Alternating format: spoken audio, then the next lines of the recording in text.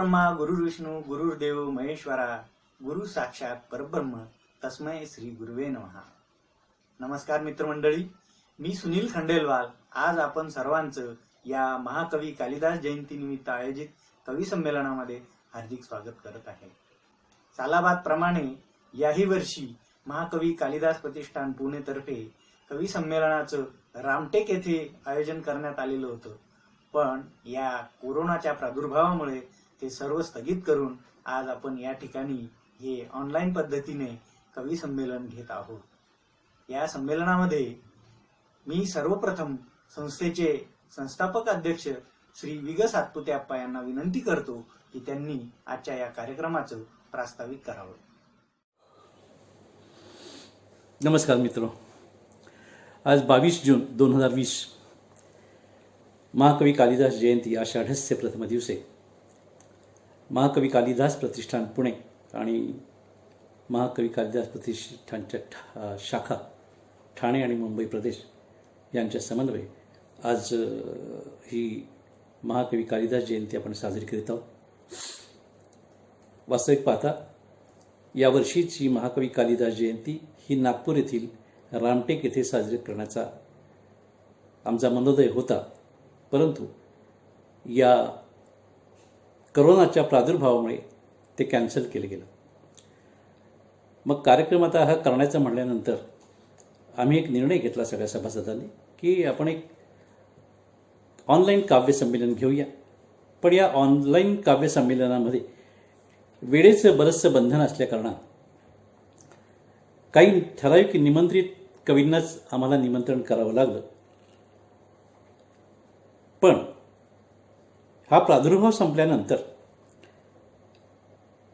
काही सभासदांच्या बोलण्यात असं आलं की आपण महाकवी कालिदास प्रतिष्ठानच्या सभासदांचा एक प्रातिनिधिक काव्यसंग्रह आपण काढूया. तर त्या बाबतीत निर्णय घेता येईल, आपल्या सर्वांना पुन्हा त्याचं निवेदन देता येईल आपल्याला. आज ज्या कवींना प्राचारण केलेलं आहे ते कवी खालीलप्रमाणे आहेत.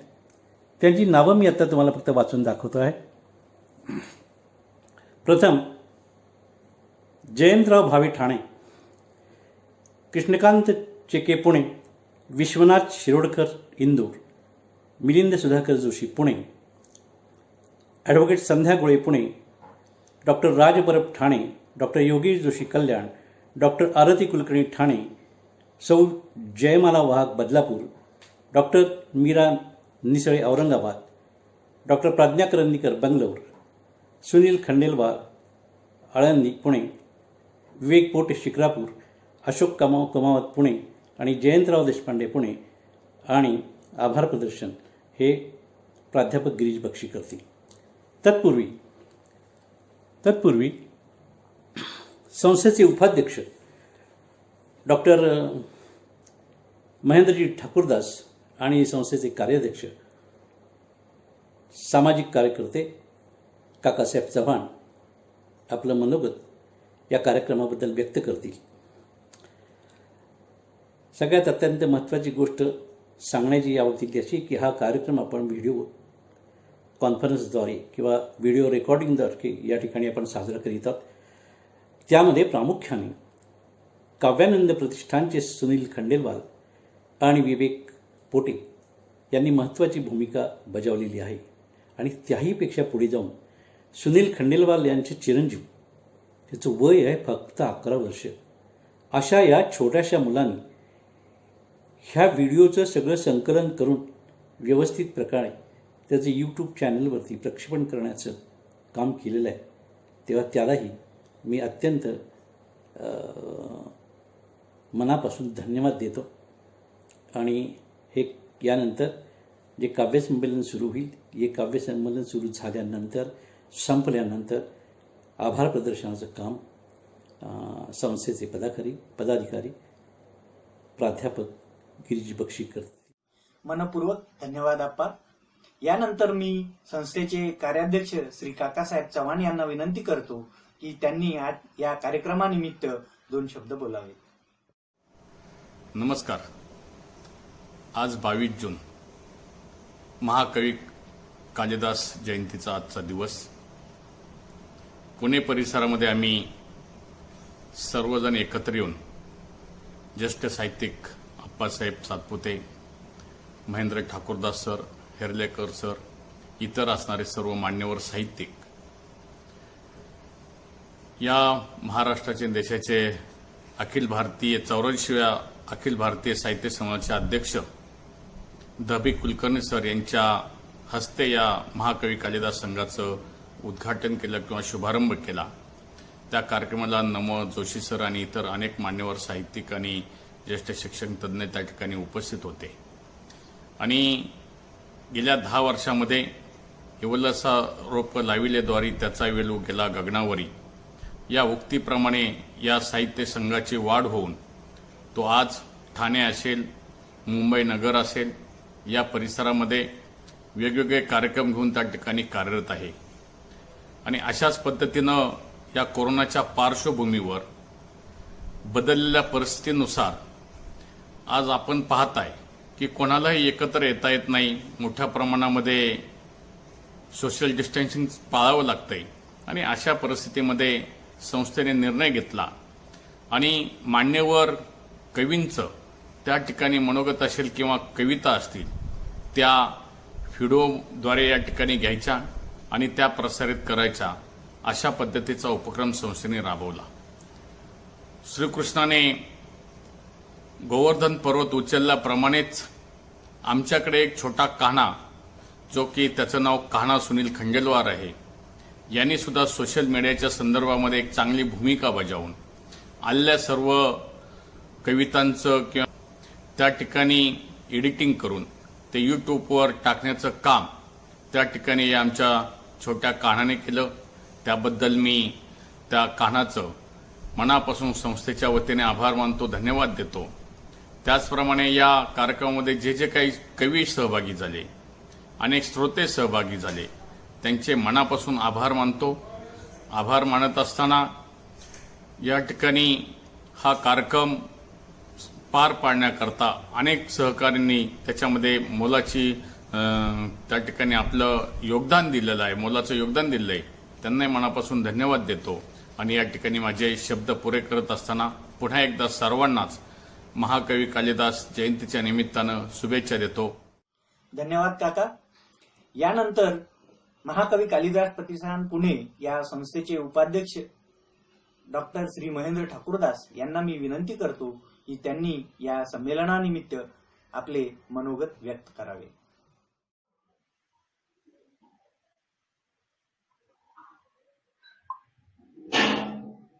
नमस्ते.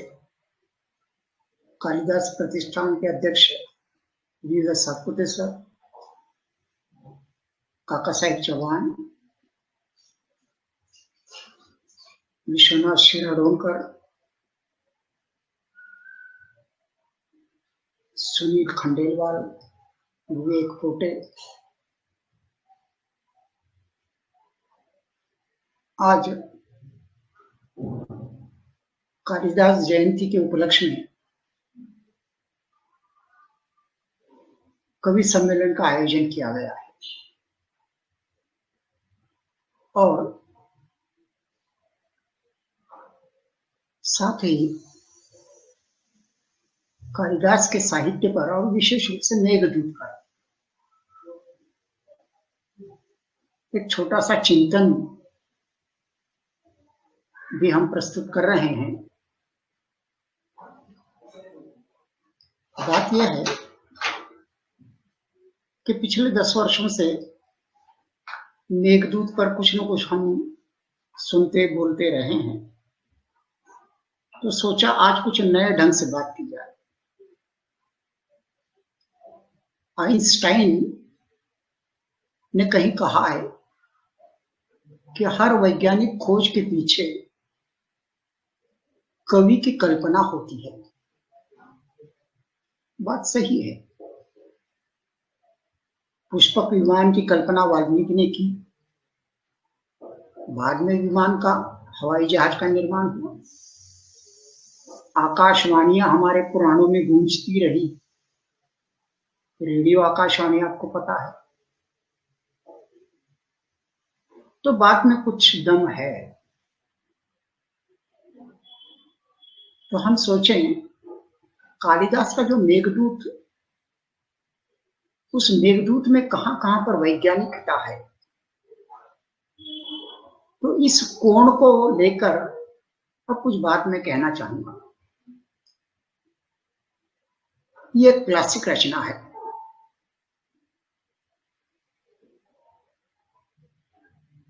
क्लासिक का मतलब कुशल घुड़सवार होता है। क्लासिकल का मतलब घुड़सवार होता है। डब्ल्यू ईट्स ने होमर, जो विश्व प्रसिद्ध कवि है, उसके बारे में कहा था। उसकी मृत्यु के बाद उसने कहा, we are the last rider of Homer's high horse. हम होमर के उद्ग्रीव अश्व के आखिरी सवार हैं। तो यह सवार जो है उसका मतलब होता है क्लासिकल। बाद में वो कला के जगत में आया, कला के क्षेत्र में।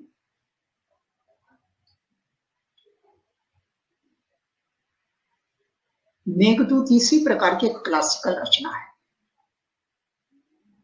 अब इस क्लासिकल रचना में आज के प्रसंग के अनुसार कहां कहां पर वैज्ञानिकता, आधुनिकता झलकती है, उसकी एक छोटी सी चर्चा, उसका एक छोटा सा चिंतन जो है यहाँ पर मैं प्रस्तुत कर रहा हूं। कवियों की चर्चा चलती है तो किसी ने कहा, पुरा कविना गणना प्रसंगे कनिष्ठिका अधिष्ठित कालिदास।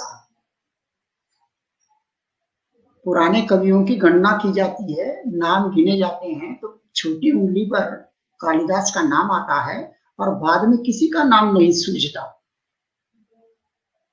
और इसीलिए उसको अनामिका कहा गया है। ऐसे कालिदास ने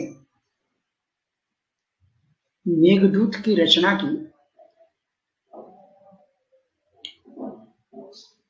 मेघदूत की इस क्लासिक रचना में यक्ष नायक है, जिसका काम अपने स्वामी कुबेर के यहां पूजा के लिए कमल के फूल पहुंचाना ये रहा। परंतु प्रमादवश अपनी प्रेयसी के प्रणय में आबद्ध होने के कारण वो काम ठीक से कर नहीं पाता।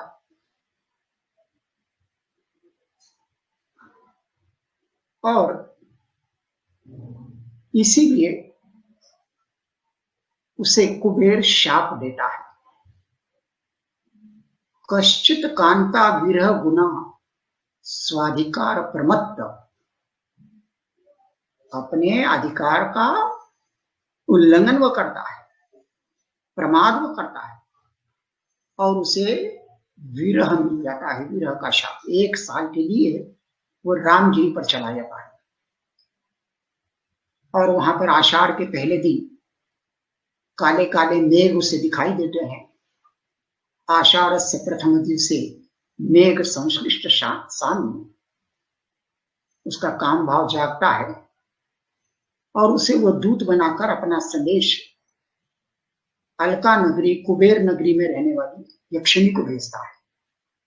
आज मोबाइल में क्लाउड हमको मालूम है, क्लाउड में डाटा जो है वो सेव किया जाता है, अपलोड डाउनलोड वगैरह चलता है।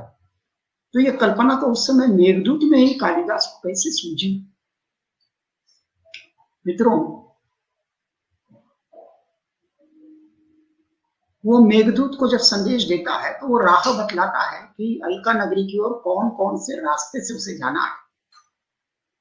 आश्चर्य होता है कि कालिदास को वो पूरा जीपीएस सिस्टम कैसे पता था। वो पूरी जीपी वहां का जो पूरा ज्योग्राफी है जो उसने बता दी है, रामगिरी से लेकर कैलाश पर्वत के ऊपर के अलका नगरी तक का।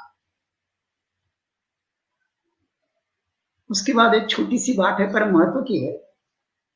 अपना संदेश सुनाने के पहले वो कूटज के फूल उस मेघ को अर्पित करता है। जैसे कार्यक्रम पर हम बुके देते हैं, हार डालते हैं, फूल चढ़ा देते हैं अतिथि को प्रसन्न करने, उसी प्रकार की चतुराई उस समय वो मेघ के चरणों में फूल चढ़ाकर और फिर अपना काम उसके सामने रखता है। कार्यक्रमों में हम स्वागत गीत गाते हैं, अतिथि की प्रशंसा करते हैं, वही काम वो यक्ष करता है मेघ की प्रशंसा करते हुए, क्योंकि उसे संदेश भेजना है, अपना काम निकालना है। तो वो मेघ कैसे पुष्कर वंश का, महान वंश का है, वो इंद्र का दूत है, और एक दर्जनों विशेषण देकर उसकी वो प्रशंसा और स्तुति करता जाता है। उसके बाद उज्जैन नगरी और अलका नगरी का वर्णन उसने किया हुआ है कि मेघ को कैसे कैसे रास्ते से उज्जैन नगरी जाना है। यद्यपि वक्र पंथा कहा है, थोड़ा रास्ता टेढ़ा कर कर तुम्हें वहां जाना पड़ेगा, परंतु वहां के महाकालेश्वर के, महाकाली के उस शाम के संध्या के पूजन में तुम अवश्य जाना। इस प्रकार का वर्णन वहां का पूरा उज्जैन नगरी का वर्णन। तो उज्जैन का और अलका नगरी का जो वर्णन किया हुआ है, आज के स्मार्ट सिटी भी वो पछाड़ दे। वो तो कुबेर की नगरी थी, भव्य दिव्य नगरी थी। वहां की गलियां, वहां के बंगले, वहां के महल, वहां के पेड़ पौधे, सब पूरा वर्णन जो है बड़ा सुंदर ढंग से उसने किया हुआ है। उसके बाद वह विदेश न जाने की सलाह देता है, उसको लॉक करने के लिए कहता है, क्योंकि वो विलासिता की नगरी है और ये चंचल स्वभाव का मेघ कहीं वह अटक गया तो मेरा तो काम तमाम हो जाएगा, ये सोचकर वह उसे वहां न जाने की सलाह देता है बड़ी चतुराई से। और फिर बाद में वह अलका नगरी में जाएगा तो यक्षिणी के पूरे घर का नक्शा उसने वहां पर पूरा, जैसे होम एड्रेस हम देते हैं तो पूरा नंबर वगैरह पूरा दिया हुआ है कि कैसे वो घर है, मौलसरी के वृक्ष है, अशोक वृक्ष है, जिस पर यक्षिणी के चरणों का स्पर्श होने के बाद लाल फूल खिलते हैं, बावड़ी है, हंस है, बावड़ी में मयूर है जो यक्षिणी के कंकण नाद पर नृत्य करते हैं, और दरवाजे के अगल बगल शंख पद्म के चिन्ह हैं। यानी पोस्ट कार्ड ठीक से पहुंच जाए, इसीलिए जैसे हम पिन नंबर डालते हैं उसी प्रकार से वो शंख और पद्म का उल्लेख कर देता है। और उसके बाद यक्षिणी का फोटो आईडी, यक्षिणी का पूरा नाक नक्शा चेहरा, कि कहीं कहीं गफलत न हो जाए संदेश पहुंचाने में, पाने में, लेने में। और इसीलिए उसके वो बिंब फल से अधर, मृग जैसे उसके नयन, फिर उसकी कृशकाय, विरह के कारण बनी हुई अवस्था, उसको श्याम वर्ण की कहा, श्याम स्वर्ण वर्ण कहा है, यानी श्यामल लेकिन सुनहरा, एक नया रंग उसने दिया हुआ है। कहने का मतलब कि पूरा वो चित्र जो है एक पोर्ट्रेट जिसको कह सकते हैं पूरा खड़ा किया हुआ है। और उसके बाद में यक्षिणी का वो एक पासवर्ड दे देता है, यक्षिणी तुम पर विश्वास कैसे करे, भरोसा कैसे। तो वह एक स्वप्न सुनाता है और कहता है कि यह स्वप्न जाकर तुम यक्षिणी को सुना देना तो वो पहचान लेगी कि यह संदेश मेरा ही है और तुम पर विश्वास कर लेगी। तो जैसे हम पासवर्ड देते हैं पहचान के लिए, अभिज्ञान जिसको कहते हैं, तो वो अभिज्ञान पत्र जो है उस स्वप्न प्रसंग के द्वारा वो पूरा करता है। तो इस प्रकार से इसको और भी गहराई से ये सारा चिंतन किया जा सकता है, लेकिन हमारे पास उतना वह समय नहीं है। एक बात कही जा सकती है कि बड़ी सुंदर रचना आई है। कालिदास ने जगह पर अहो लब्ध नेत्र निर्वाणम कहा है, यानी उस सुंदरी का सौंदर्य देखकर आंखों को निर्वाण मिला, आंखों को निर्वाण का सुख प्राप्त हुआ। कालिदास की इस रचना को पढ़कर भी इसी प्रकार से निर्वाण का सुख जो है वह हमें प्राप्त होता है। अंत में एक बात कहकर अपनी बात को विराम दूंगा कि गीता का अध्यात्म में, गीता का अध्ययन अध्यात्म के क्षेत्र में जो लोग होते हैं, वो अध्यात्म के क्षेत्र का हर पहुंचा हुआ आदमी कहीं ना कहीं गीता की व्याख्या करता है। उसी प्रकार से कहा जाता है कि साहित्य के एक मर्मज्ञ जो होता है, साहित्य का मर्मज्ञ कभी न कभी एक बार अवश्य वो मेघदूत की व्याख्या करने की इच्छा रखता है। मेरी बात को आपने सुना, इसलिए मैं आप सबके प्रति कृतज्ञ हूं और अपनी बात को यहीं पर रोकता हूं।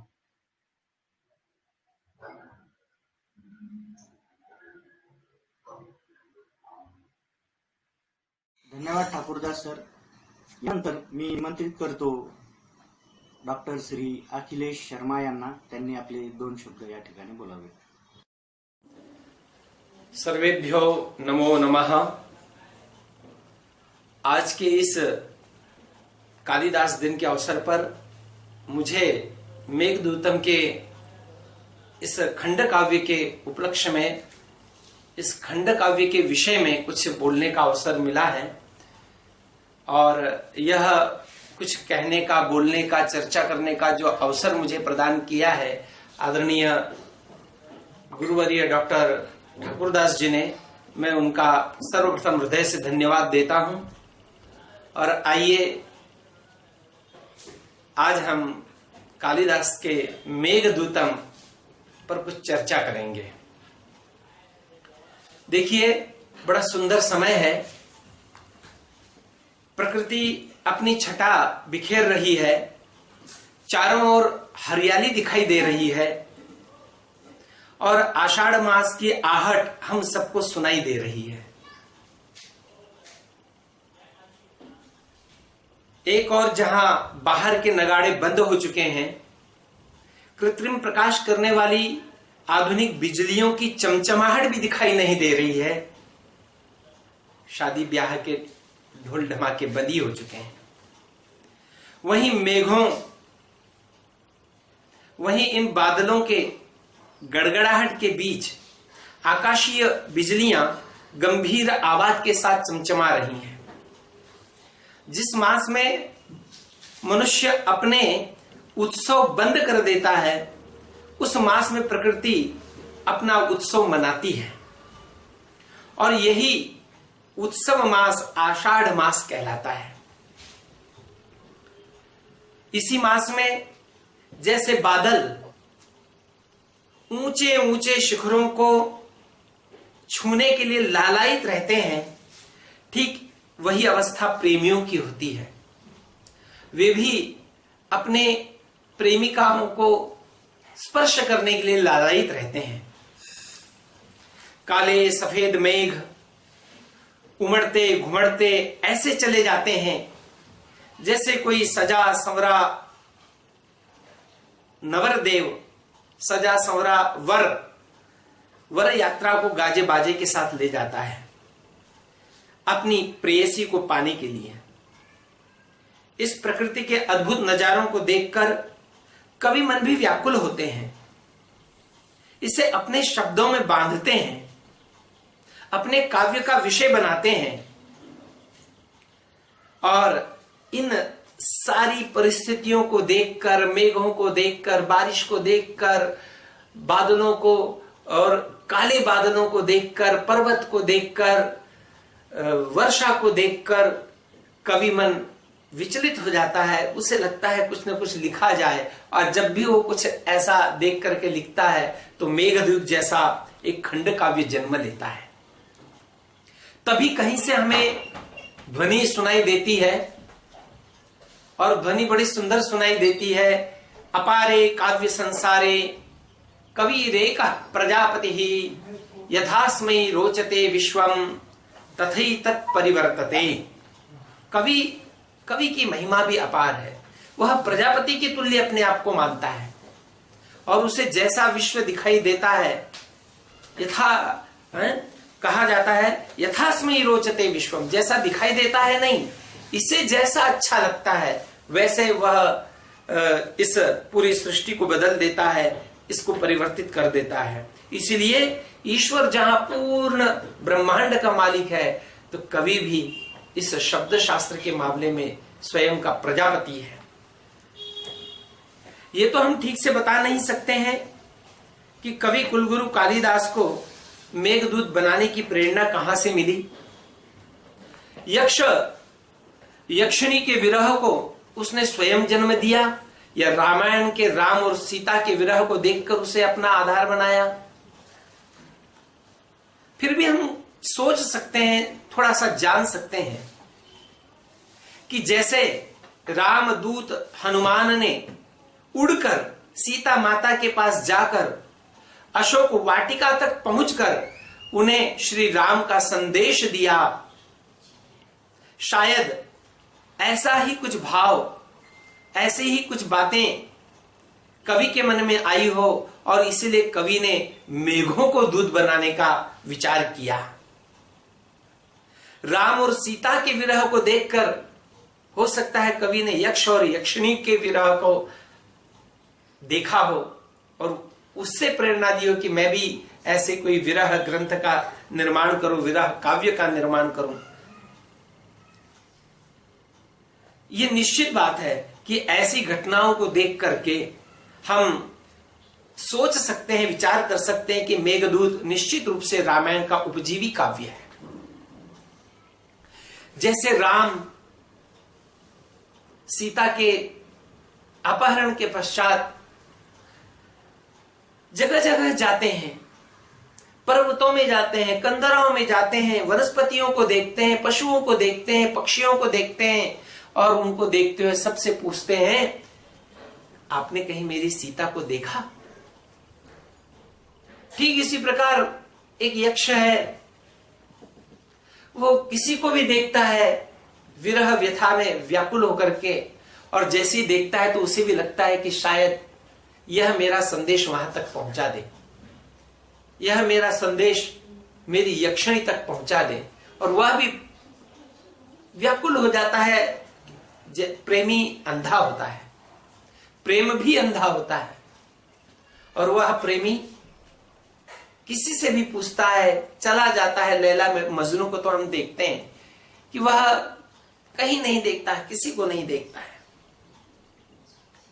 कुबेर यक्षाधिपति है, यक्ष एक नन्हा सा सेवक है। यक्षाधिपति में सामंतपना है, जमींदारीपना है, अपने आप को बड़ा मानने की भावना है, इसीलिए तो वो दूसरों की भावनाओं को नहीं समझ पाता है।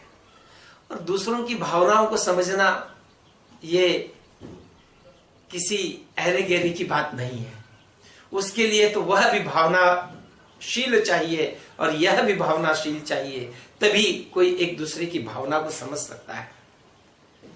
यक्षाधिपति ने अपने सेवक को जो काम दिया था प्रतिदिन प्रातःकाल पुष्पों को तोड़ने का, वह काम समय पर न करने से और प्रातःकाल अपनी यक्षिणी, अपनी प्रिया से दूर न जाने की जो भावना थी, उसने उसे सायंकाली फूल तोड़ने के लिए लगा दिया।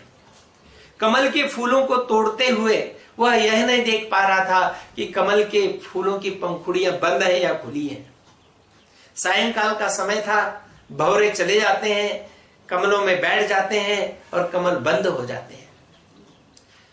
प्रातःकाल जब यक्षाधिपति अपनी पूजा में पुष्पों को चढ़ा रहे थे, तो जब पुष्पों की पंखुड़ियां खोल रहे थे, अचानक एक भ्रमर उड़ के जाता है और तुरंत इसके मन में भावना आ जाती है। यक्षाधिपति सोच लेते हैं कि निश्चित रूप से यह पाप यक्ष ने किया है और उसे इसका दंड मिलना चाहिए। और जब यह पता चल जाता है कि अच्छा यक्षिणी के विरह से हुआ है, तो निश्चित रूप से वह यक्षिणी और यक्षिणी दोनों को दूर दूर करने का निर्णय बना लेता है। 1 वर्ष तक तू अपनी प्रिया से दूर रहेगा, ऐसा श्राप दे देता है। और ये इसी श्राप से शोकः श्लोकत्वम् आगतः, हो सकता है कवि के मन में भी ये जो दिया गया श्राप है, यह इस भावना का, इस बड़े ही संवेदनशील व्यक्तिमत्व को दिखाता है कि कवि ने भी सोचा हो, आहा, वह प्रेमी और प्रेमिका दोनों एक दूसरे से दूर हो गए हैं। जैसे क्रौंच पक्षी एक दूसरे से दूर हो गए थे और वाल्मीकि ने रामायण को जन्म दिया था, ऐसे ही यक्ष और यक्षिणी को दूर होते देख करके हमारे कवि कुलगुरु कालिदास ने इस मेघदूत को जन्म दिया। और जन्म भी देते समय उन्होंने बड़े सुंदर रस में, सुंदर भावना से युक्त होकर के जब श्लोक लिखा, कश्चित् कांता विरह गुरुणा, मंदाक्रांता छंद है, विरह का छंद है और विरह के साथ ही उसका गायन भी किया जाता है। कश्चित् कांता विरह गुरुणा स्वाधिका रात प्रमत्तः शापेनास्तं गमित महिमा वर्षभोग्येन भर्तुः यक्षश्चक्रे जनकतनया स्नान पुण्योदकेषु स्निग्धच्छाया तरुषु वसतिं रामगिर्याश्रमेषु।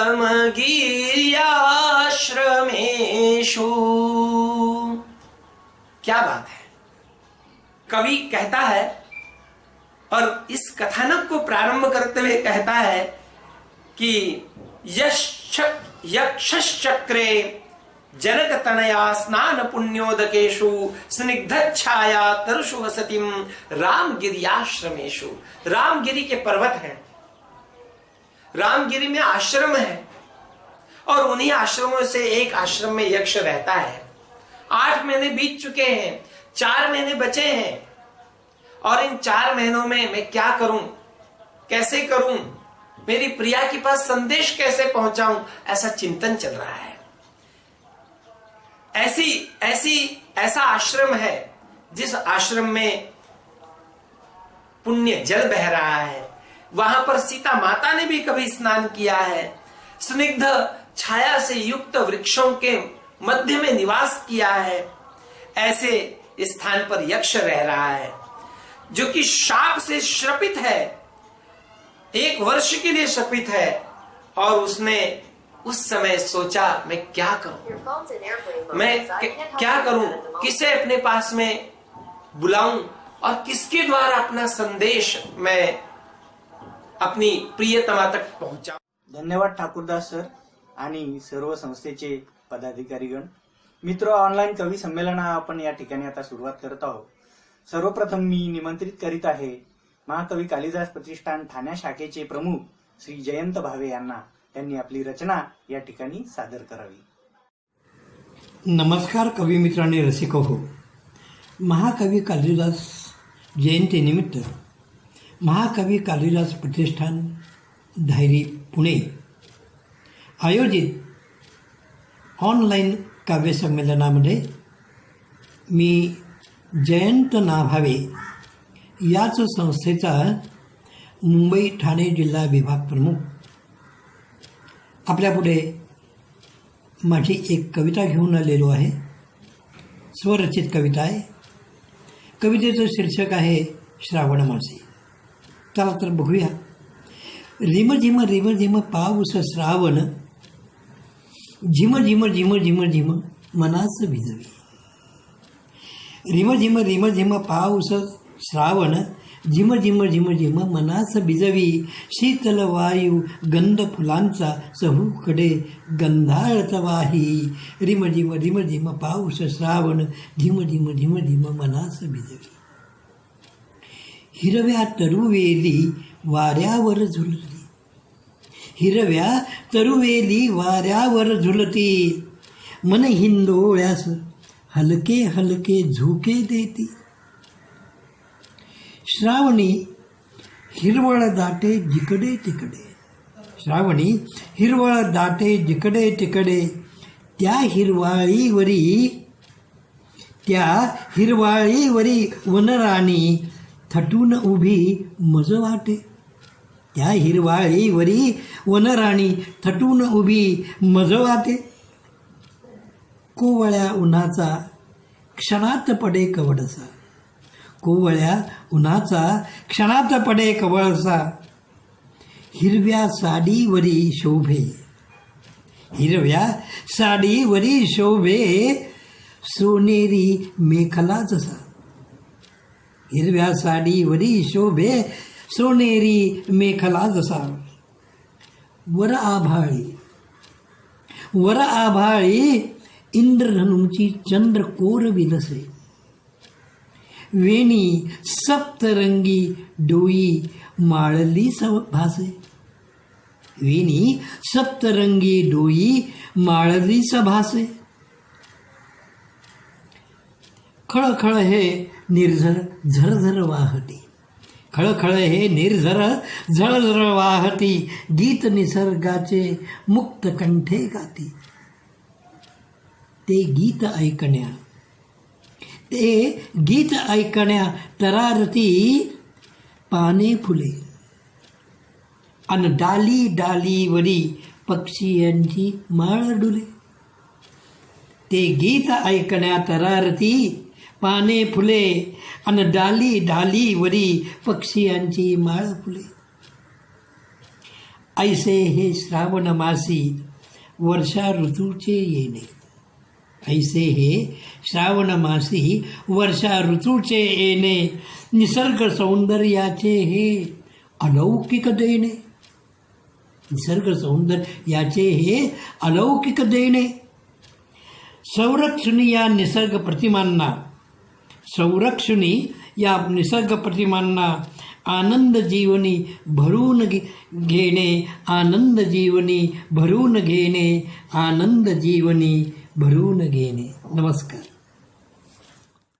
धन्यवाद श्री जयंत भावे सर. श्रावण मासी आपल्या या कवितेद्वारे अत्यंत सुंदर पद्धतीने हे संमेलनाचं वातावरण श्रावणमय झालेलं आहे.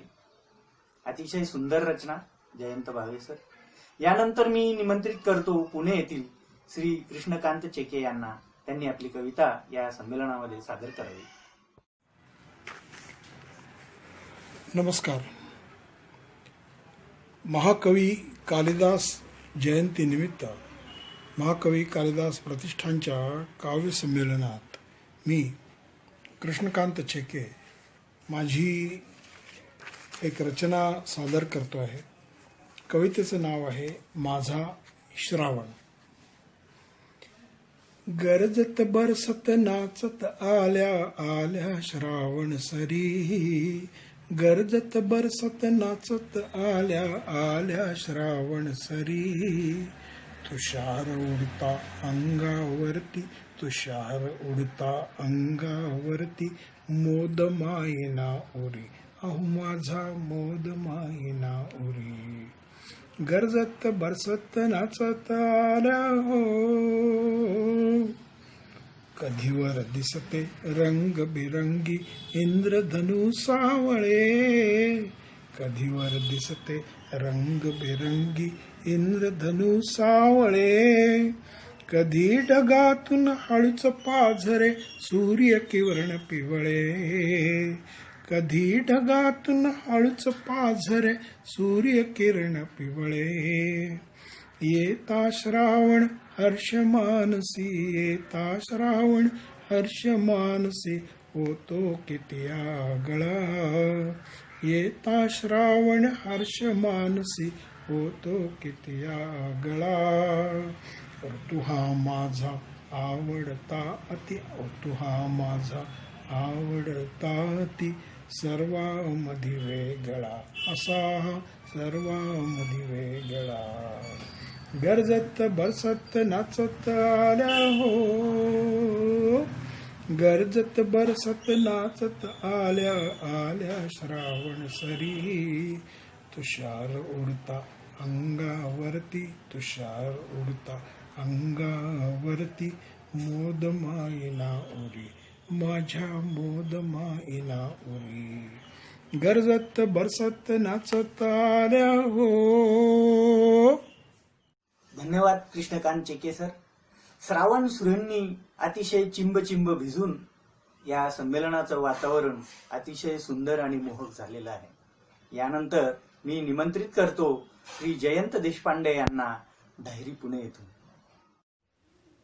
नमस्कार, मी जयंत देशपांडे, राहणार पुणे. महाकवी कालिदास प्रतिष्ठान पुणे यांच्या विद्यमाने आषाढस्य प्रथम दिवसे महाकवी कालिदास जयंतीच्या निमित्ताने आयोजित ऑनलाईन कवी संमेलनामध्ये मी माझी कविता, माझी रचना सादर करतोय. कवितेचं शीर्षक आहे कवी कुलगुरू. महाकवी कालिदासांवर, त्यांच्या साहित्यावर आधारित ही रचना मी सादर करतोय. भारतीय भाषांची जननी संस्कृत हीच गिरवाणवाणी. भारतीय भाषांची जननी संस्कृत हीच गिरवाणवाणी. साहित्यातील तो मेरुमणी कालिदास हा शिरोमणी. दुष्यंत आणि शकुंतलेची नि त्यांच्या गांधर्व विवाहाची. दुष्यंत आणि शकुंतलेची नि त्यांच्या गांधर्व विवाहाची प्रेम कहाणी उत्कटतेची ही अभिज्ञान शाकुंतलची. विदर्भकन्या मालविकेची विदिशा राज अग्निमित्रची. विदर्भकन्या मालविकेची विदिशा राज अग्निमित्रची. फुलली कथा त्यांच्या प्रीतीची त्या मालविका अग्निमित्रांची. शप्त अप्सरा इंद्रलोकीची कथा उर्वशी पुरूरवाची. शप्त अप्सरा इंद्रलोकीची कथा पुरूरवा उर्वशीची. प्रीती जोडते स्वर्ग पृथ्वीची कथा विक्रम उर्वशीयमची. रघुवंश कुमार संभवम ऋतुसंहार मेघदूतम. रघुवंश कुमार संभवम ऋतुसंहार मेघदूतम. काव्य सौंदर्याचे उद्गम नवरसांचे रसपानम. नवरसांचे रसपानम. तुची श्रेष्ठ कवींचा तारक. तुची श्रेष्ठ कवींचा तारक. कविता कामिनी विलासक. कविता कामिनी विलासक. कनिष्ठिकाधिष्ठित धारक. कनिष्ठिकाधिष्ठित धारक. कुलगुरू पंथ प्रदर्शक. कुलगुरू पंथ प्रदर्शक. धन्यवाद. धन्यवाद जयंत देशपांडे सर. महाकवी कालिदासांच्या समग्र वाङ्मयाचा आढावा घेणारी ही सुंदर रचना अत्यंत वातावरण कालिदासमय करून गेली. मनपूर्वक धन्यवाद आपले पुन्हा एकदा. यानंतर मी निमंत्रित करतो श्री मिलिंद जोशी पुणे यांना. त्यांनी आपली कविता या ठिकाणी सादर करावी. नमस्कार. महाकवी कालिदास जयंती निमित्त महाकवी कालिदास प्रतिष्ठानने आयोजित केलेल्या या कवी संमेलनात मला निमंत्रित केल्याबद्दल मी प्रतिष्ठानचे अध्यक्ष माननीय भावकवी विग सातपुते उर्फ अप्पासाहेब आणि त्यांचे सर्व पदाधिकारी यांचे मनपूर्वक आभार मानतो. आणि मी मिलिंद सुधाकर जोशी माझी रचना सादर करतो. शीर्षक आहे श्रावण. श्रावणातले मेघ जांभळे घेऊन आले अमृतधारा. श्रावणातले मेघ जांभळे घेऊन आले अमृतधारा. धरती भिजली खुशीत हसली गाऊ लागली गीत नवे हे गीत नवे. गीत नवे हे गीत नवे. श्रावणातले मेघ जांभळे घेऊन आले अमृतधारा. एक विरहिणी एक साजणी जलधारांमध्ये अडकली. एक विरहिणी एक साजणी जलधारांमध्ये अडकली. तनही विझले मनही विझले अंगांगावर रोमांचही फुलले. तनही विझले मनही विझले अंगांगावर रोमांचही फुलले. धुंद होऊन गाऊ लागली गीत नवे हे गीत नवे. धरती भिजली खुशीत हसली गाऊ लागली गीत नवे हे गीत नवे. गीत नवे हे गीत नवे. हिरवे हिरवे रान पसरले रानाचेही भान हरपले. हिरवे हिरवे रान पसरले रानाचेही भान हरपले. पशुपक्षीही मनी हरकले जुने जाणते पण मोहरले. पशुपक्षीही मनी हरकले जुने जाणते पण मोहरले. सृष्टी सारी तन्मयतेने गाऊ लागली गीत नवे हे गीत नवे. धरती भिजली खुशीत हसली गाऊ लागली गीत नवे हे गीत नवे. आणि काळ्या काळ्या डोंगर माथी बगळ्यांची ती माळ उडे. काळ्या काळ्या डोंगर माथी बगळ्यांची ती माळ उडे. निळ्या तळ्यातील जळावरती थेंबांचे ते नृत्य दिसे. निळ्या तळ्यातील जळावरती थेंबांचे ते नृत्य दिसे. चौकोनी त्या शेतांमधुनी अवखळ निर्झर गात निघाला. गीत नवे हे गीत नवे. चौकोनी त्या शेतांमधुनी अवखळ निर्झर गात निघाला. गीत नवे हे गीत नवे. धरती भिजली खुशीत हसली. गाऊ लागली गीत नवे हे गीत नवे. गीत नवे हे गीत नवे. आणि शेवटचं कडवं की रिमझिम रिमझिम बरसती धारा. रिमझिम रिमझिम बरसती धारा. वारा वाहे गार बोचरा. वारा वाहे गार बोचरा. तप्त मने शांत होता. तप्त मने शांत होता. शब्दांनाही फुले फुलोरा. तप्त मने शांत होता. शब्दांनाही फुले फुलोरा. चिंब भिजुनी पावसात तो वेडा कवी गात निघाला. गीत नवे हे गीत नवे. चिंब भिजुनी पावसात तो वेडा कवी गात निघाला. गीत नवे हे गीत नवे. धरती भिजली खुशीत हसली. गाऊ लागली गीत नवे हे गीत नवे. श्रावणातले मेघ जांभळे घेऊन आले अमृतधारा. धरती भिजली खुशीत हसली. गाऊ लागली गीत नवे हे गीत नवे. गीत नवे हे गीत नवे. धन्यवाद. धन्यवाद श्री मिलिंद जोशी सर. आपल्या कवितेद्वारे सुंदर अशा श्रावणाच्या काव्यधारा आपण या ठिकाणी बरसवलेल्या आहेत. मनपूर्वक धन्यवाद आपले पुन्हा एकदा. यानंतर निमंत्रित करतो मी ॲडव्होकेट सौ संध्या गोळे यांना. मी ॲडव्होकेट संध्या गोळे. मी एक कविता सादर करते. कवितेचं शीर्षक आहे येता श्रावण. येता श्रावण. हिरव्या हिरव्या रानामधुनी मन माझे भरकटले. हिरव्या हिरव्या रानामधुनी मन माझे भरकटले. रानफुलांच्या अंगावरती मोहक रंग अवतरले. टप टप गळले थेंब टपोरे पानो पाणी चमचमले. टप टप गळले थेंब टपोरे पानो पाणी चमचमले. धर धर धरले जलद जल कडे कपारी कोसळले. झुळझुळ वाहे पाणी सारे ओहळ भरुनी वाहिले. झुळझुळ वाहे पाणी सारे ओहळ भरुनी वाहिले. गर्द पाचूच्या रानामध्ये मन माझे हरवले. पाने फुले फळे लगडली वृक्षवेलीही बहरले. पाने फुले फळे लगडली वृक्षवेलीही बहरले. मंजुळनाद करीत पक्षी आनंदाने विहरले. घनांधकारी मेघ दाटता मयूर नर्तन रंगले. घनांधकारी मेघ दाटता मयूर नर्तन रंगले. नीलवर्णिते पंख पसरता रत्नमणीही सांडले. श्रावण सुंदर घेऊन आला सौंदर्याची बरसात. श्रावण सुंदर घेऊन आला सौंदर्याची बरसात. मनात साठून आला श्रावण मन पिसारा फुलवत. हिरव्या हिरव्या रानामधुनी मन माझे भरकटले. हिरव्या हिरव्या रानामधुनी मन माझे भरकटले. निसर्गाचे रूप पाहुनी मन माझे हरवले. निसर्गाचे रूप पाहुनी मन माझे हरवले. धन्यवाद. धन्यवाद संध्याताई. श्रावण येता होणाऱ्या वातावरणाचं सुंदर असं वर्णन आपण आपल्या या रचनेद्वारे केलेलं आहे. यानंतर मी निमंत्रित करतो ठाणे येथील सौ आरती कुलकर्णी यांना. नमस्कार रसिक हो.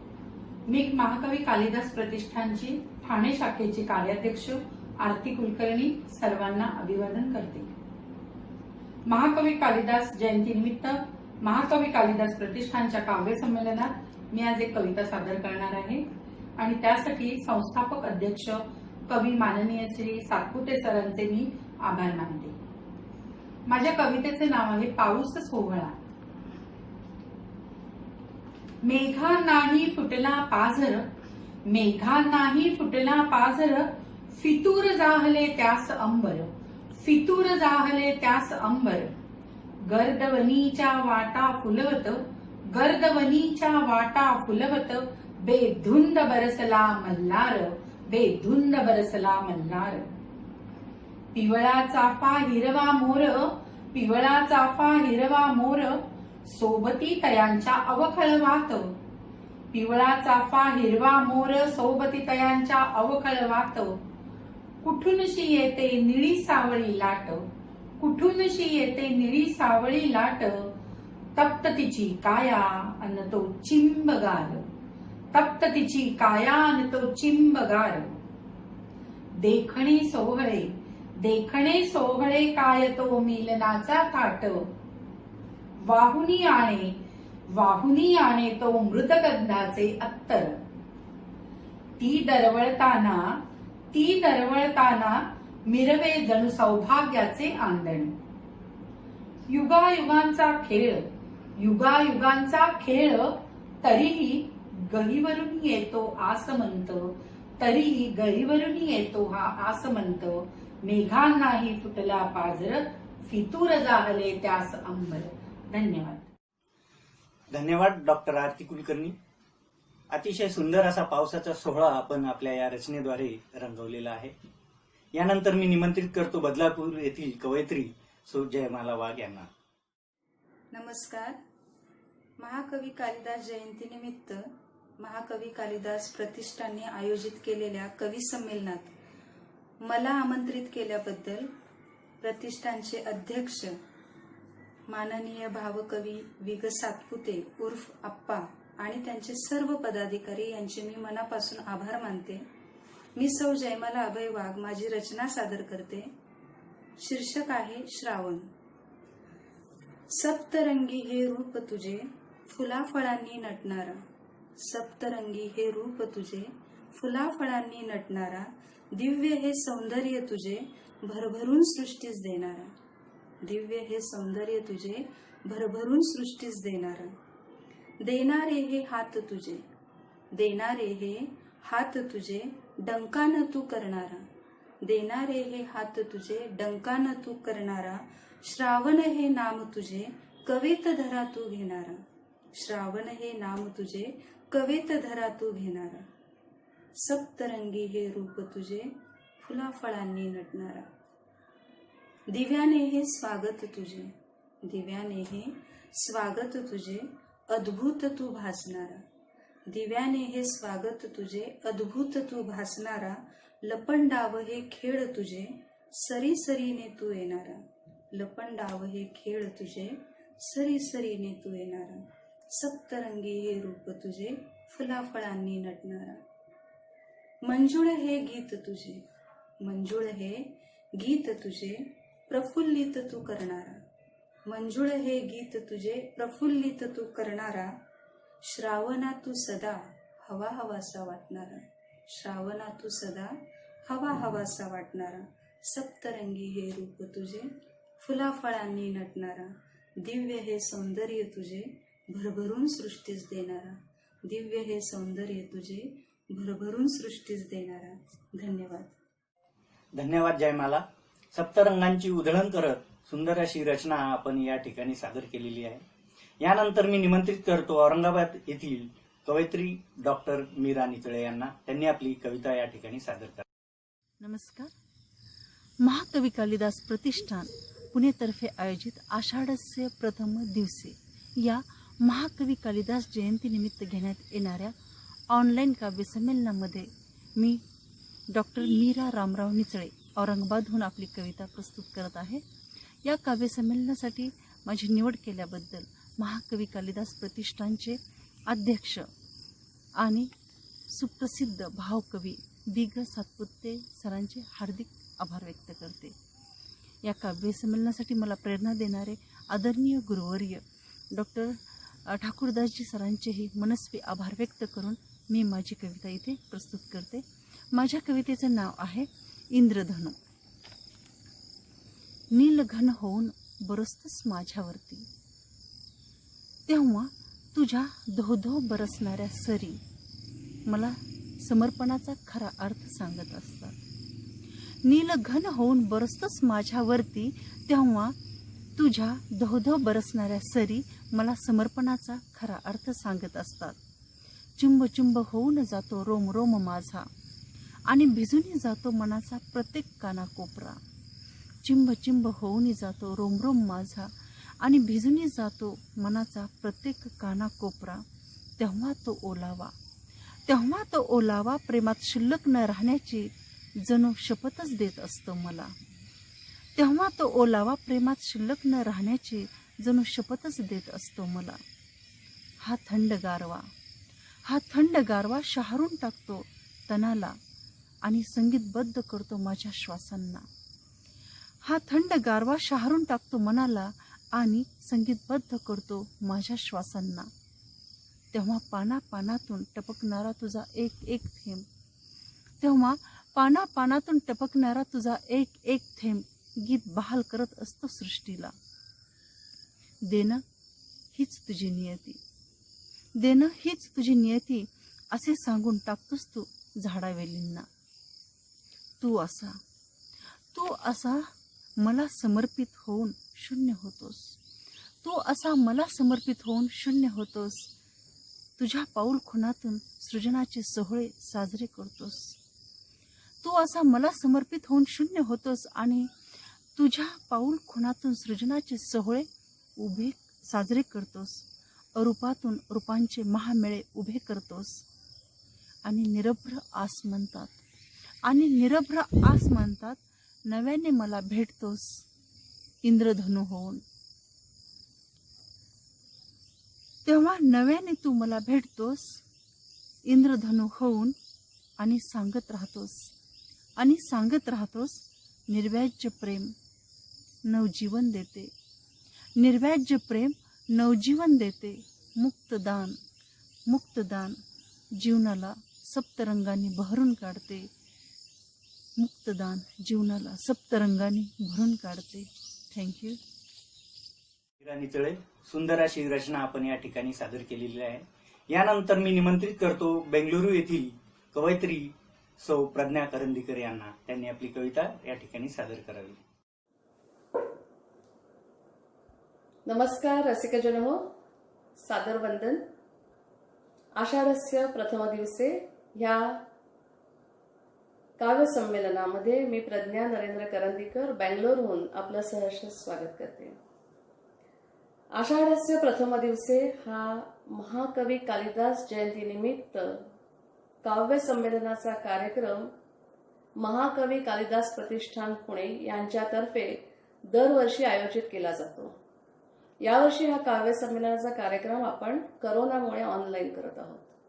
महाकवी कालिदास प्रतिष्ठान पुणे याचे सर्वेसर्वा ज्येष्ठ भावकवी वी ग सातपुते उर्फ आप्पा यांनी या काव्य संमेलनामध्ये मला निमंत्रित केलं, त्याबद्दल मी त्यांचे आभार व्यक्त करते. आणि रसिकजन हो, या काव्य संमेलनामध्ये मी आपल्यासाठी घेऊन येते माझी स्वरचित रचना. शीर्षक आहे असा वेडा पाऊस. सादर करते. असा वेडा पाऊस. असा वेडा पाऊस बाई ऐके ना कोणाचेच. असा वेडा पाऊस बाई ऐके ना कोणाचे. धरावा कसा कान खट्या रूप कान्हाचेच. असा वेडा पाऊस बाई ऐके ना कोणाचे. धरावा कसा कान खट्या रूप कान्हाचेच. पिंग घालत खुळा वाट आडवे नाठाळ. गाठतो एकटीला याला कळे ना वेळ काळ.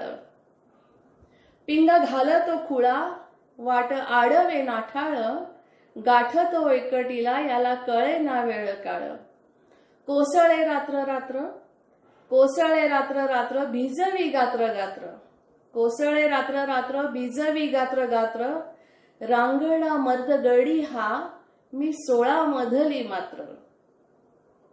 कोसळे रात्र रात्र भिजवी गात्र गात्र, रांगडा मर्द गडी हा मी 16 मधली मात्र. चैतन्याचा मधुमास, चैतन्याचा मधुमास ओढ हिरवाईची मनी, चैतन्याचा मधुमास ओढ हिरवाईची मनी, भुरळ घालतो हा मनाला साध घालतो राणीवनी. चैतन्याचा मधुमास ओढ हिरवाईची मनी, भुरळ घालतो मनाला हा साध घालतो राणीवनी. जाई लिहून गाणे, जाई लिहून गाणे लाल चुंबून ओठावर, जाई लिहून गाणे लाल चुंबून ओठावर, बहरल्या ऋतूच्या खुणा देऊन गालावर. जाई लिहून गाणे लाल चुंबून ओठावर, बहरल्या ऋतूच्या खुणा देऊन गालावर. गोऱ्या पायात माझ्या बांधतो थेंबाचे घुंगरू, गोऱ्या पायात माझ्या बांधतो थेंबाचे घुंगरू, जादू स्पर्शाने याच्या यौवन लागते मोहरू. गोऱ्या पायात माझ्या बांधतो थेंबांचे घुंगरू, जादू स्पर्शाने याच्या यौवन लागते मोहरू.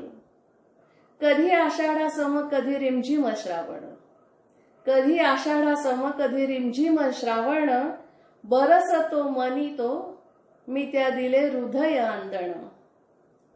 कधी आषाढासम कधी रिमझिम श्रावण, बरसतो तो मी त्या दिले हृदय आंदण. लाज पापणीतली, लाज पापणीतली मंद मंद गाली ओघळे, लाज पापणीतली गाली मंद मंद ओघळे, कवेत याच्या देह नितळ गंधाळ निथळे. लाज पापणीतली गाली मंद मंद ओघळे, कवेत याच्या देह नितळ गंधाळ निथळे. जरी वेडा म्हणाले, जरी वेडा म्हणाले जीव जडला त्याच्यावर, जरी वेडा म्हणाले जीव जडला त्याच्यावर, त्याच्या प्रेमात वेडी मी धुंद पावसाची सर. जरी वेडा म्हणाले मी जीव जडला त्याच्यावर, त्याच्या प्रेमात वेडी मी धुंद पावसाची सर. त्याच्या प्रेमात वेडी मी धुंद पावसाची सर, मी धुंद पावसाची सर, मी धुंद पावसाची सर. धन्यवाद रसिक हो. धन्यवाद प्रज्ञाताई. अतिशय सुंदर अशा खोडकर पावसाची रचना आपण या ठिकाणी सादर केलेली आहे. मित्र, यानंतर सुंदर अशा पावसाच्या सरी बरसल्या आणि ओढ लागली ती पंढरीच्या पांडुरंगाच्या वारीची. अशाच पंढरीच्या पांडुरंगासाठी लिहिलेली ही रचना मी स्वतः सादर करीत आहे, सुनील खंडेलवाल. मित्र, मी सुनील खंडेलवाल आपणास माझी रचना विठू तुझ्यासाठी ही ऐकवत आहे. विठू तुझ्या दारी आलो घेऊन वारी, विठू तुझ्या दारी आलो घेऊन वारी, दर्शन दे आता उभा विठेवरी, विठू तुझ्या दारी आलो घेऊन वारी. पाऊले चालता पंढरी मुखी तुझे नाम, तूच माझा श्रीकृष्ण आन तूच माझा राम, विठू तुझ्या दारी आलो घेऊन वारी, दर्शन दे आता उभा विटेवरी, विठू तुझ्या दारी आलो घेऊन वारी. शोधतो तुला सदा सह भक्तांचीच जोडी, तूच सदा ध्यानी म्हणी तव नामाचीच गोडी, विठू तुझ्या दारी आलो घेऊन वारी, दर्शन दे आता उभा विठेवरी, विठू तुझ्या दारी आलो घेऊन वारी. भक्तीचाच भूका तू घेऊन आलोशी दोरी, चरणी घालतो दंडवत करून घेण्याहारी, विठू तुझ्या दारी आलो घेऊन वारी, दर्शन दे आता उभा विटेवरी, विठू तुझ्या दारी आलो घेऊन वारी. संतवाय चंद्रभागा गंगा स्नानाचे पुण्य लावून भक्तीची डुबकी झालो आज धन्य विठू तुझ्या दारी आलो घेऊन वारी दर्शन दे आता उभा विटेवरी विठू तुझ्या दारी आलो घेऊन वारी लीन तुझ्या नावात भक्तीत झालो दंग जय जय श्री हरी हरे विठ्ठल पांडुरंग विठू तुझ्या दारी आलो घेऊन वारी दर्शन दे आता उभा विटेवरी विठू तुझ्या दारी आलो घेऊन वारी आलो घेऊन वारी आलो घेऊन वारी. आपण सर्वांना नक्कीच ही कविता आवडली असणार आहे, त्याबद्दल आपण सर्वांचं मनपूर्वक धन्यवाद. यानंतर मी निमंत्रित करतो श्री विवेक पोटे यांना, त्यांनी आपली वर्षा ऋतूची रचना या ठिकाणी सादर करावी. नमस्कार काव्यरसिक हो, मी विवेक पोटे महाकवी कालिदास प्रतिष्ठानतर्फे घेतल्या जाणाऱ्या आषाढस्य प्रथम दिवसे या काव्यसंमेलनामध्ये माझी आगमन वर्षा ऋतूचे ही कविता सादर करत आहे. हिरवी राने हिरवी शेते धरणी झाली हिरवी हो, नववधूच्या शृंगारा समनटली सारी धरती हो, खळखळ खळखळ वाहू लागले नदी नाले ओढे हो, थेंबा थेंबा तुनी बरसतो आभाळातील मोती हो, इंद्रधनुची आरास होते नभो मंडपी सुरेख हो, स्वच्छंदी हा पक्षी घेतो उंच गगन भरारी हो, आनंदाने सारे करीती वर्षा ऋतूचे स्वागत हो, सज्ज बाहो करण्या पेरणी आनंदाची बीजे हो, कौतिक सांगू किती देवा तुझ्या प्रेमळ करणीचे, नित्य भरतो झोळी आमुची दान देऊनी पाण्याचे, नित्य भरतो झोळी आमुची दान देऊनी पाण्याचे. धन्यवाद. धन्यवाद विवेक. अतिशय सुंदर अशी वर्षा ऋतूच्या आगमनाची रचना या ठिकाणी आपण सादर केली. यानंतर मी निमंत्रित करतो पुणे येथील श्री अशोक कुमावत यांना, त्यांनी आपली रचना सादर करावी. नमस्कार. महाकवी कालिदास जयंती निमित्त महाकवी कालिदास प्रतिष्ठान यांनी आयोजिलेल्या काव्य संमेलनासाठी मी अशोक कुमावत पुणे येथून माझी रानवेडा ही कविता सादर करतोय. रानवेडा जीव माझा आता कसा रमेल येथे, रानवेडा जीव माझा आता कसा रमेल येथे, परोपकारी निसर्गातील तोडली जातात वृक्ष येथे, हळवी पाने फुले झाडे रोजच येथे हळहळतात, हळवी पाने फुले झाडे रोजच येथे हळहळतात, हतबल होती बिचारे होणाऱ्या वेदना त्यांनाही कळतात, करून अगणित वृक्षतोड मानव बांधतोय लाखो घरे, करून अगणित वृक्षतोड मानव बांधतोय लाखो घरे, विसरला आहे तो हे की निसर्गालाच पाडतोय चरे, करा संवर्धन वृक्षांचं समतोल पर्यावरणाचा सांभाळा, करा संवर्धन वृक्षांचं समतोल पर्यावरणाचा सांभाळा, जपा रूप वनश्रीचे आसमानी ते संकट टाळा, सारं काही थांबवा आहे करा निसर्गाचं जतन, सारं काही थांबवा आहे करा निसर्गाचं जतन, नाही तर नसेल दूर मानव जातीचं पतन, नाही तर नसेल दूर मानव जातीचं पतन. धन्यवाद. धन्यवाद अशोक कुमावत सर. निसर्गाच्या जतन करण्यासंदर्भात सुंदर असा संदेश देणारी रचना आपण या ठिकाणी सादर केली. यानंतर मित्र हो, मी निमंत्रित करतो इंदोर येथील श्री विश्वनाथ शिरढोणकर यांना, त्यांनी आपली रचना या ठिकाणी सादर करावी.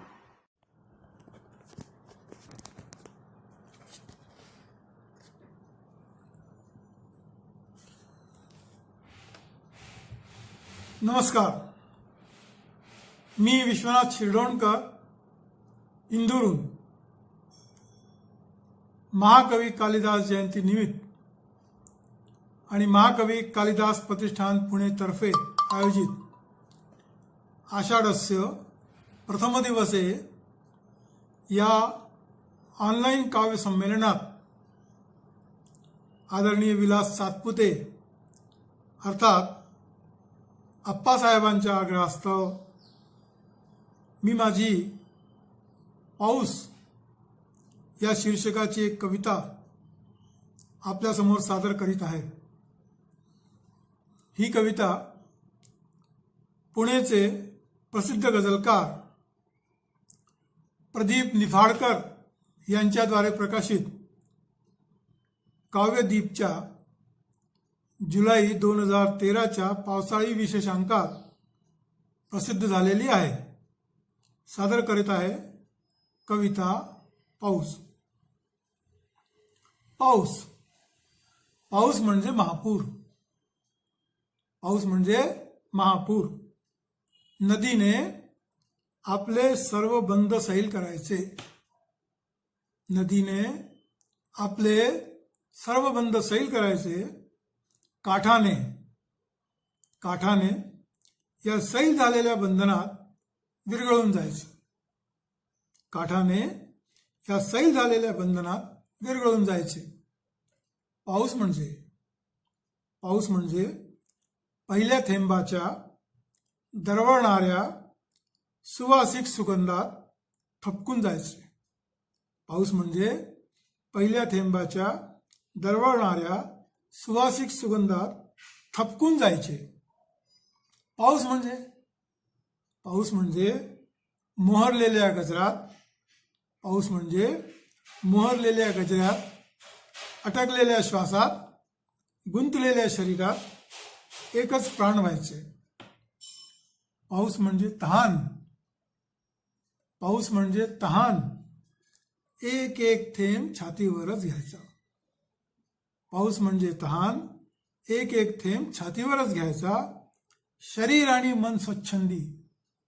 शरीर आणि मन स्वच्छंदी तेच जाळायचं.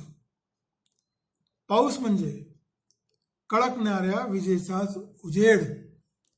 पाऊस म्हणजे कळकणाऱ्या विजेचाच उजेड. अंधारातच सूर्याला शोधायचं. अंधारातच सूर्याला शोधायचं. पाऊस म्हणजे त्या क्षणाचा स्वर्ग. पाऊस म्हणजे त्या क्षणाचा स्वर्ग चिंब ओल्या वस्त्रांमध्ये. चिंब ओल्या वस्त्रांमध्ये कोरड्या मनाच्या कोरड्या शरीरात. चिंब ओल्या वस्त्रांमध्ये कोरड्या मनाच्या कोरड्या शरीरात जे दिसत नाही तेच शोधायचं. पाऊस म्हणजे चिखल. पाऊस म्हणजे चिखल. चिखल कशी माती होते. चिखल कशी माती होते आणि माती कशी चिखल होते. मातीत काय काय मिसळतं हेच बघत राहायचं. मातीत काय काय मिसळतं हेच बघत राहायचं. पाऊस म्हणजे चिखल. चिखल कशी माती होते आणि माती कशी चिखल होते. मातीत काय काय मिसळतं हेच बघत राहायचं. पाऊस म्हणजे महापूर. पाऊस म्हणजे महापूर. धन्यवाद. धन्यवाद श्री विश्वनाथ शिरढोणकर आपल्या या सुंदर रचनेसाठी. धन्यवाद रसिको हो. कवी संमेलनाचा हा कार्यक्रम आज या ठिकाणी संपन्न होत आहे. संस्थेचे पदाधिकारी श्री प्राध्यापक गिरीश बक्षी यांना मी निमंत्रित करतो की त्यांनी या ठिकाणी आभार प्रदर्शन व्यक्त करावे. नमस्कार. आज आषाढाचा पहिला दिवस, महाकवी कालिदास जयंती. बरोबर 10 वर्षापूर्वी अप्पासाहेब सातपुते यांनी आपल्या स्वप्नातील महाकवी कालिदास प्रतिष्ठान ही संस्था सुरू केली. या संस्थेचा उद्देश धायरी वडगाव भागात साहित्य, कला, संस्कृती यांचे संवर्धन करण्याचा होता. या 10 वर्षात या संस्थेचा प्रसार पुण्याबाहेरच बृहन्मुंबई, ठाणे, कल्याण इथपर्यंत झालेला आहे. या संस्थेला सुरुवातीलाच डॉक्टर द.भी. कुलकर्णी, डॉक्टर न.म. जोशी, डॉक्टर विभा देशपांडे यासारख्या साहित्यश्रेष्ठींचा आशीर्वाद आणि मार्गदर्शन लाभले. तसेच धायरीचे ज्येष्ठ समाजसेवक काकासाहेब चव्हाण यांचं हे पाठीशी खंबीरपणे उभे राहिले आणि डॉक्टर महेंद्र ठाकूर देसाई यांच्यासारखे कालिदासप्रेमी विद्वान प्राध्यापकांचे सहकार्य लाभले. दरवर्षी या दिवशी आपण कवी संमेलन साजरे करत असतो. यावर्षी महामारीच्या संकटामुळे आपल्याला व्हिडिओद्वारे हे कवी संमेलन आणि हा समारंभ साजरा करावा लागत आहे. तरीही मोठ्या उत्साहाने अनेक महाराष्ट्राच्या दूरवरच्या ठिकाणी मुंबई, ठाणे, कल्याण, औरंगाबाद, बदलापूर, पुणे, बेंगळूर आणि इंदूर यासारख्या ठिकाणाहूनही अनेक कवींनी सहभाग नोंदवला व आपल्या कविता प्रभावीपणे सादर केल्या. या कार्यक्रमात आप्पासाहेब सातपुते यांनी प्रास्ताविक केले व संस्थेचा इतिहास सांगितला. काकासाहेब चव्हाण यांनी मनोगत व्यक्त करून शुभेच्छा दिल्या आणि डॉक्टर ठाकूर यांनी ते मनोगत व्यक्त केले. या कार्यक्रमात सर्व कवींनी आपापल्या कविता अतिशय प्रभावीपणे सादर केल्या. यासाठी मी सर्व कवींचे मनापासून आभार मानतो. तसेच आप्पासाहेब सातपुते, काकासाहेब चव्हाण आणि डॉक्टर ठाकूर यांचेही मनापासून आभार मानतो. तसेच या कार्यक्रमासाठी ज्यांनी मोलाचे सहकार्य केले अशा सर्व कार्यकारिणी सभासद आणि इतर सर्व लोकांचे मी आभार मानून पुढील वर्षी हा कार्यक्रम अधिक उत्साहात साजरा करू असा विश्वास व्यक्त करून मी आपली रजा घेतो. धन्यवाद. धन्यवाद रसिको. आपण सर्वांना कवी संमेलनाचा हा नवीन उपक्रम खरंच आवडला असेल. आपण आपली ही आवड या चॅनलला सबस्क्राईब करून दाखवावी, लाईक करावी आणि जास्तीत जास्त प्रसारासाठी मदत करावी ही नम्र विनंती. धन्यवाद.